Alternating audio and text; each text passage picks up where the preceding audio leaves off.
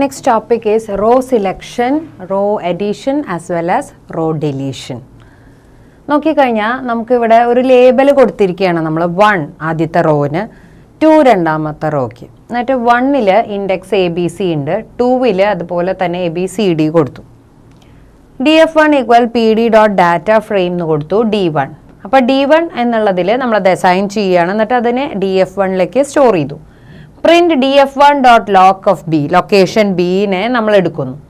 അപ്പോൾ നമുക്ക് ഇവിടെ എന്താ കാണുക ബി എന്ന് വെച്ചാൽ എന്താണ് നമ്മുടെ ഇവിടെ രണ്ടിലും ബി കാണാം നമുക്ക് അല്ലേ അപ്പോൾ ആ ബിയുടെ വാല്യൂ 2.0 എന്ന് കാണിക്കുന്നു അപ്പം ആ ലേബൽ 1 2 എന്ന ആ രണ്ട് ലേബലും കൂടി അവിടെ നമുക്ക് ഡിസ്പ്ലേയിൽ കാണാം അത് കഴിഞ്ഞ് നെയിം ബി എന്ന് പറഞ്ഞാൽ നമ്മൾ എടുത്തത് ബി എന്നുള്ള ലൊക്കേഷനാണ് അതിൻ്റെ ഡേറ്റ ടൈപ്പ് ഫ്ലോട്ട് ആണ് 64 ബൈറ്റ്സ് ആണ്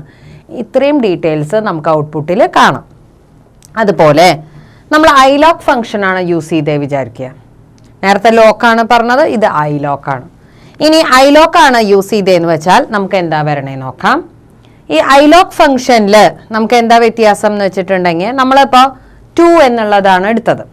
അപ്പോൾ ഈ ഐലോക്ക് ഫംഗ്ഷനിലൂടെ നമ്മൾ 2 എന്നുള്ളത് എടുത്തു കഴിയുമ്പോൾ നമുക്ക് അവിടെ 2 0 1 2 തേർഡ് ലൊക്കേഷൻ ആണ് വരുന്നത് 3.0 രണ്ടിലും തേർഡ് ലൊക്കേഷനിലുള്ള വാല്യൂ എന്ന് പറയുന്നത് 3.0 ആണ് അത് ഡിസ്പ്ലേയിൽ കാണും അതോടൊപ്പം നെയിം സി എന്താ കാരണം സി ആണ് അതിൻ്റെ പേര് ഡേറ്റ ടൈപ്പ് ഫ്ലോട്ട് ആണ് 64 ബൈറ്റ്സ് ആണ് അത് സ്റ്റോർ ചെയ്യിക്കാൻ ഉപയോഗിക്കുന്ന മെമ്മറി കപ്പാസിറ്റി ഇനി ഇതിനെല്ലാം പുറമെ മൾട്ടിപ്പിൾ റോസ് എടുക്കണം എന്ന് വിചാരിക്കുക then we can make use of the slicing അപ്പോൾ സ്ലൈസിങ് യൂസ് ചെയ്യാം അതായത് നമ്മളിപ്പോൾ 2 to 4 അല്ലെങ്കിൽ 3 to 5 അങ്ങനെ നമുക്ക് എവിടം മുതൽ എവിടം വരെ അങ്ങനെ നമുക്ക് സ്ലൈസ് ചെയ്തിട്ട് വേണമെങ്കിൽ അങ്ങനെയും പ്രിന്റ് ചെയ്യിക്കാവുന്നതാണ് അപ്പോൾ ഇതുപോലുള്ള